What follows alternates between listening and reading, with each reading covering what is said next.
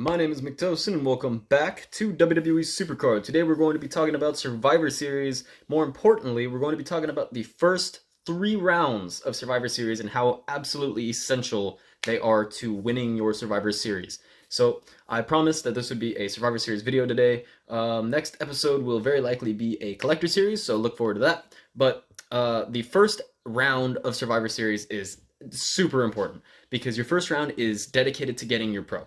You need a pro round 1 or else you're pretty much in the dumps.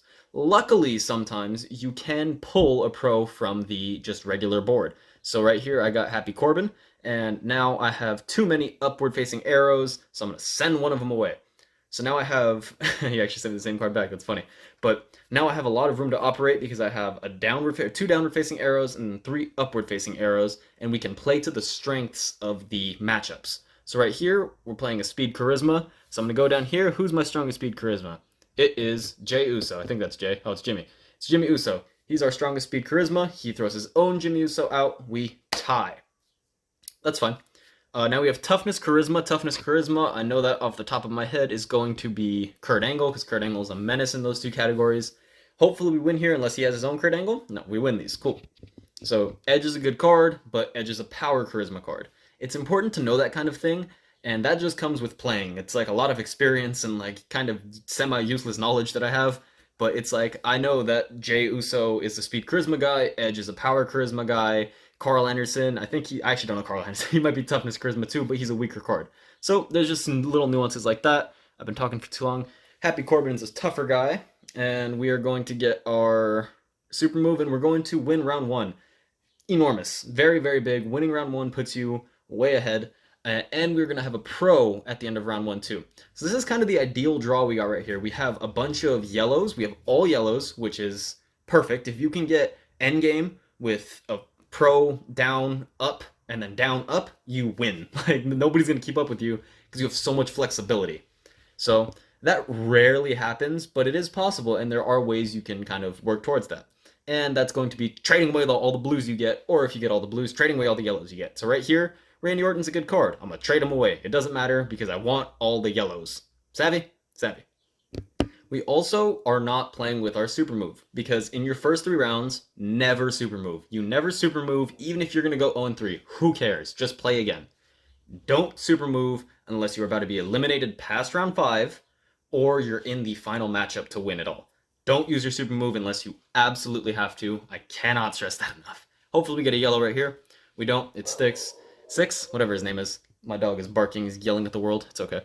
So we got Baron Corbin, who would pretty much solo everybody.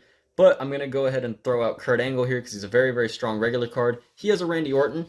That's okay. He's going to use his 1 pro because it's only round 2. So round 2 is all about trying to get another pro. But you really need to win round 2 as well. If you can start off 2-0, you're in a great spot to finish top 4 at least.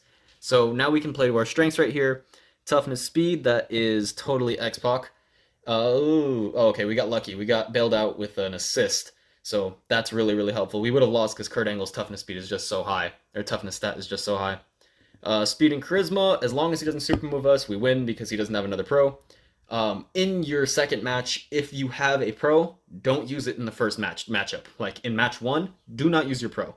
I don't care if you have Kurt Angle and it's a toughness matchup, don't use your pro.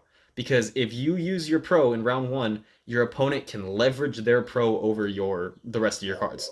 So say that you use your pro in round 1 and you say, sorry, my dog is going crazy outside. You use your pro in the very first match, they don't use their pro. Sure, you're up 1 match, but after that, you have no way of knowing if they're going to use their pro in the second match, so you should actually, play your good cards left against that card, or if they're going to save their pro for the final match, and you just have no way of knowing that, so then it's just a coin flip. What you want to do is you want to be the guy in that situation, because a lot of people kind of get jebaited into using their pro. Also, I did that too late, and I didn't get to pick who I wanted, so hopefully I got a yellow. I did not. I got Randy Orton. Unfortunate. That was terrible by me. But I'm really not playing this to win. I'm playing this to make it past these couple rounds so I can give you guys some advice. So now we're going to operate with 1 pro against 2 pros, we assume. You always assume your opponent has as many pros as possible. So the first 3 rounds, In round 1, 0. Round 2, 1. Round 3, 2.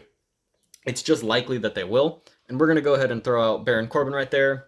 So 6, he has a Fortify 1 card.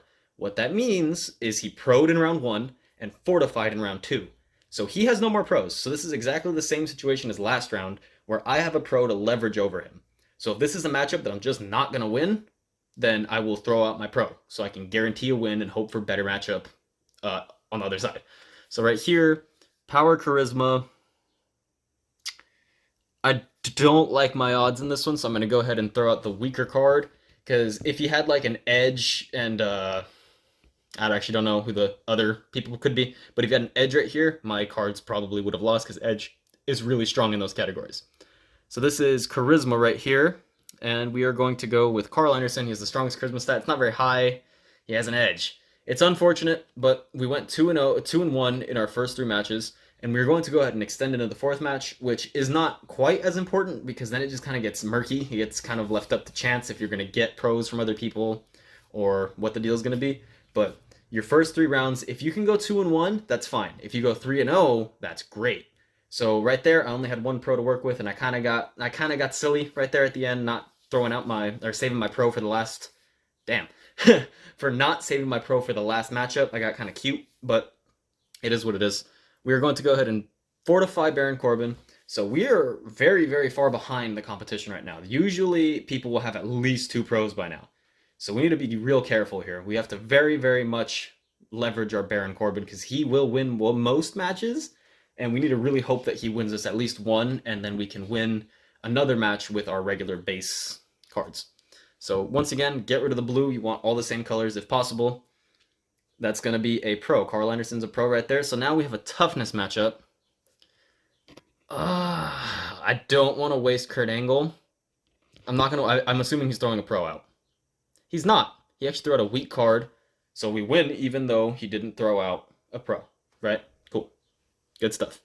Toughness, speed. This doesn't matter. Who's our weakest card? We don't need the Jimmy Uso because he's an upward facing, and we're going to use our Baron Corbin next round, even if it's a solo, tag team, whatever. Baron Corbin's being used. We don't need that card. Overrun. Unfortunate. Those are things you can't account for. The little stat boosts and stuff just kind of is the way it is sometimes. So we do have a Fortify 1 and a high Prestige. It doesn't matter. It doesn't matter. Edge is really strong, and he had that really big boost. It is what it is. I mean, we didn't have 2 pros. He did, and he had a Fortify 1 pro, I believe. So this guy just had a better squad than us. Kind of got more lucky. So, yeah. Unfortunately, it didn't go quite as well as it could have, but I'm going to play it through, and I will show you guys the end result. Most of the time, with Survivor Series, you're not going to win. You just got to accept that fact. You're just not going to win every single time. You play 3 matches, you might not win any of them. You play 5 matches, you might not win any of them. You play 6 matches, who knows, maybe you win on that 6th one. You just got to keep going until you finally get it. And you definitely want to have your super move. You want to just be as prepared as you can possibly be. Follow a strategy, stick to that strategy. And just because it doesn't work one round doesn't mean it won't work the next, you know? So one of these days, you'll get the perfect hand and you will win, no problem. And other times you're going to get lucky where you'll get the overrun bonus, or you will get a reversal that turns things in your favor. Things change. It's a very luck-based game mode at times, but there are some skill kind of tactics you can do to increase your chances. So I'll play through this, and then once I get eliminated, I will show you the result. Well, that didn't last very long. This guy had 3 pros, and one of them was fortified, so we just were severely outmatched in that one. Unfortunate, but this guy was 4-1. We just weren't in the best of spots, and that's okay. We didn't get very lucky with our pulls. We got a fortified, which is not very good early. You want multiple pros early, not fortifications. We finished in rank 7, so I don't know if you're going to take the tips from a guy that just finished in 7th place, but this is a realistic game. Sometimes these games happen, and I want you guys to know that it's okay to lose. It really is. So hopefully you guys can have some better luck than me, and you guys will wipe your next game, right? Happy hunting.